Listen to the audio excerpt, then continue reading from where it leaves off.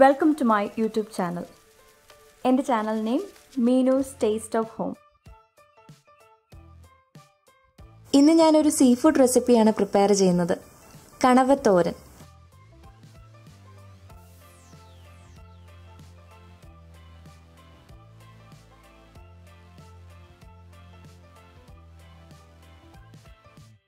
Ingredients നോക്കാം. ഞാനിവിടെ 1 kilo കണവയാണ് എടുത്തിട്ടുള്ളത്. നന്നായിട്ട് ക്ലീൻ ചെയ്ത് വാഷ് ചെയ്തെടുത്ത് വെച്ചിരിക്കുവാണ്. ഇനി ചെറിയ പീസസ് ആയിട്ട് ഇതിനെ കട്ട് ചെയ്തെടുക്കാം. ഇത് ക്ലീൻ ചെയ്യുന്ന വീഡിയോ ഞാൻ നേരത്തെ അപ്ലോഡ് ചെയ്തിട്ടുണ്ട്. അത് കാണാത്തവർ അത് കാണുക. ഞാനിവിടെ 3 മീഡിയം സൈസ് സവാള എടുത്തിട്ടുണ്ട്. അതുപോലെ 3 പച്ചമുളക്, 2 ഇഞ്ച് വലിപ്പത്തിലുള്ള ഒരു കഷ്ണം ഇഞ്ചി, 1 പൂണ്ട് വെളുത്തുള്ളി. അപ്പോൾ ഇതെല്ലാം ഇനി ഇതൊന്ന് ക്ലീൻ ചെയ്ത് നമുക്ക് ചെറുതായിട്ടൊന്ന് ചോപ്പ് ചെയ്തെടുക്കാം.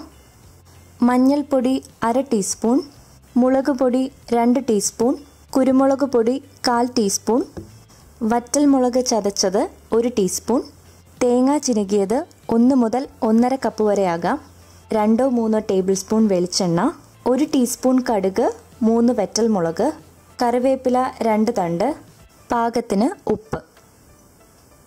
സവാള, ഇഞ്ചി, വെളുത്തുള്ളി, പച്ചമുളക് എല്ലാം ചോപ്പ് ചെയ്തെടുത്തു. കണവയും കട്ട് ചെയ്തെടുത്തിട്ടുണ്ട്. ഇനി നമുക്ക് എങ്ങനെയാണ് കണവത്തോരൻ തയ്യാറാക്കുന്നതെന്ന് നോക്കാം. കണവത്തോരൻ തയ്യാറാക്കുന്നതിനായിട്ട് ഞാനിവിടെ ഒരു മൺചട്ടിയാണ് യൂസ് ചെയ്യുന്നത്. നമുക്കിനി ഫ്ലെയിം ഓൺ ചെയ്യാം. ചൂടായ മൺചട്ടിയിലേക്ക് നമുക്കിനി വെളിച്ചെണ്ണ ഒഴിക്കാം.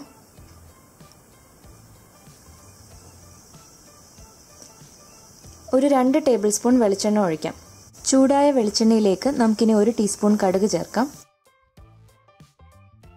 കടുക് പൊട്ടി തുടങ്ങി. നമുക്കിനി വറ്റൽമുളക് ചേർക്കാം.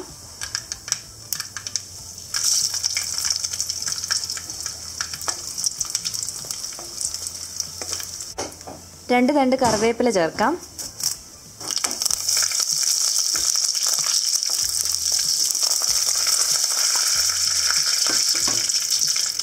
ഇനി ഇതിലേക്ക് ചോപ്പ് ചെയ്ത് വെച്ചിരിക്കുന്ന ഇഞ്ചി, വെളുത്തുള്ളി, പച്ചമുളക് നീളത്തിൽ മുറിച്ചത് ചേർക്കാം.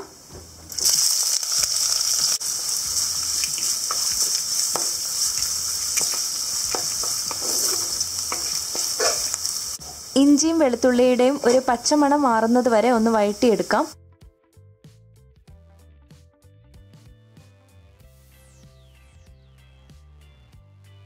ഇപ്പോൾ ഇഞ്ചി, വെളുത്തുള്ളി എല്ലാം നല്ല ഗോൾഡൻ ബ്രൗൺ ആയിട്ടുണ്ട്. ഞാനിപ്പോൾ ഇത് ചോപ്പ് ചെയ്തതിന് പകരമായിട്ട് ചതച്ചിട്ടിരുന്നാലും മതി. നമുക്കിനി ഇതിലേക്ക് ചോപ്പ് ചെയ്തിട്ടുള്ള സവാള ചേർക്കാം. ഇനി സവാള നന്നായിട്ട് മിക്സ് ചെയ്ത് യോജിപ്പിക്കാം.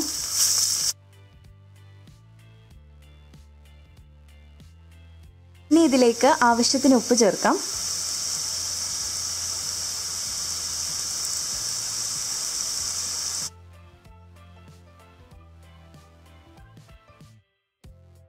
ഇനി സവാള നന്നായിട്ടൊന്ന് വഴറ്റിയെടുക്കാം.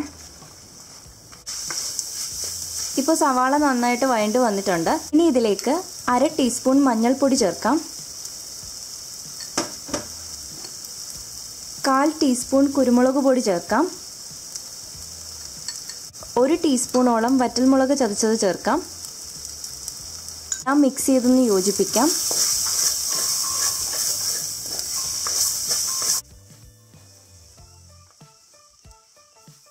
ഇതിലേക്ക് നമുക്കിനി കട്ട് ചെയ്തിട്ടുള്ള കണവ ചേർക്കാം.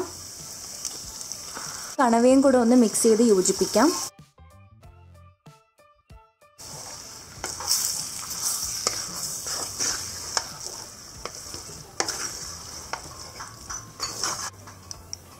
കണവയ്ക്കും കൂടെ വേണ്ടിയിട്ടുള്ള ഉപ്പ് ചേർക്കാം.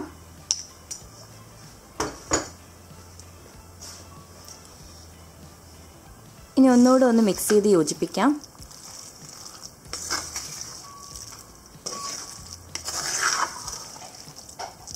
ഇനി ഒരു 2 മിനിറ്റ് അടച്ചു വെച്ച് വേവിക്കാം.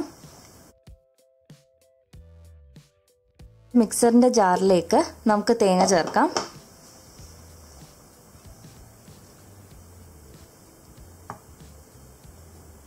ഇതിനോടൊപ്പം 2 വെളുത്തുള്ളി ചോപ്പ് ചെയ്തത് ചേർക്കാം. 2 ടീസ്പൂൺ മുളക് പൊടി ചേർക്കാം.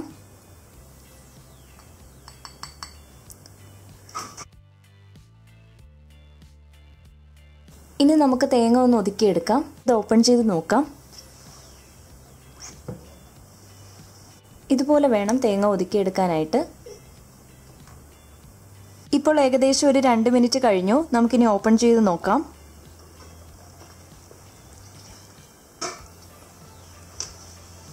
ഇപ്പോൾ കണവയിൽ നിന്നെല്ലാം വെള്ളം ഇറങ്ങിയിട്ടുണ്ട്. ഇനി നമുക്കിതൊന്ന് മിക്സ് ചെയ്ത് യോജിപ്പിക്കാം.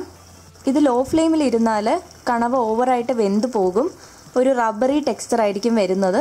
അതുകൊണ്ട് ഒരു ഹൈ ഫ്ലെയിമിലിട്ട് നമുക്ക് ഈ വെള്ളം വറ്റിച്ചെടുക്കുന്നതിനോടൊപ്പം തന്നെ ഈ കണവ നമുക്ക് വെന്ത് കിട്ടും. ഇനി ഇതൊന്ന് മിക്സ് ചെയ്ത് യോജിപ്പിക്കാം.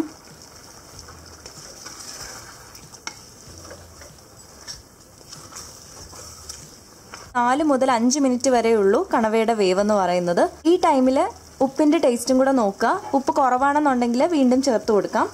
ഇതിലേക്ക് നമുക്കിനി ഒതുക്കിയ തേങ്ങ ചേർക്കാം. ഇനി ഇതൊന്ന് അടച്ചു വെക്കാം. ഈ തേങ്ങ ചേർത്ത ഉടനെ തന്നെ മിക്സ് ചെയ്ത് യോജിപ്പിക്കരുത്. അത് ആവിയിലിരുന്നൊന്ന് വേവണം. നമുക്കിനി ഓപ്പൺ ചെയ്ത് നോക്കാം. ഇപ്പോൾ തേങ്ങ നന്നായിട്ട് ആവിയിലിരുന്നൊന്ന് വെന്തിട്ടുണ്ട്. ഇനി ഇതൊന്ന് മിക്സ് ചെയ്ത് യോജിപ്പിക്കാം.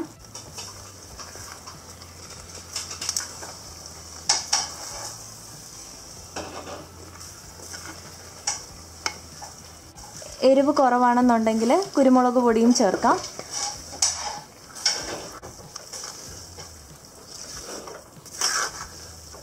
നമുക്കിനി ഒരു 1/2 ടേബിൾ സ്പൂൺ വെളിച്ചെണ്ണ ഒഴിക്കാം. ഇനി വെളിച്ചെണ്ണയും കൂടി ഇതിലേക്കൊന്ന് മിക്സ് ചെയ്ത് യോജിപ്പിക്കാം. ഇനി നമുക്ക് ഫ്ലെയിം ഓഫ് ചെയ്യാം. കണവത്തോരൻ തയ്യാറായി.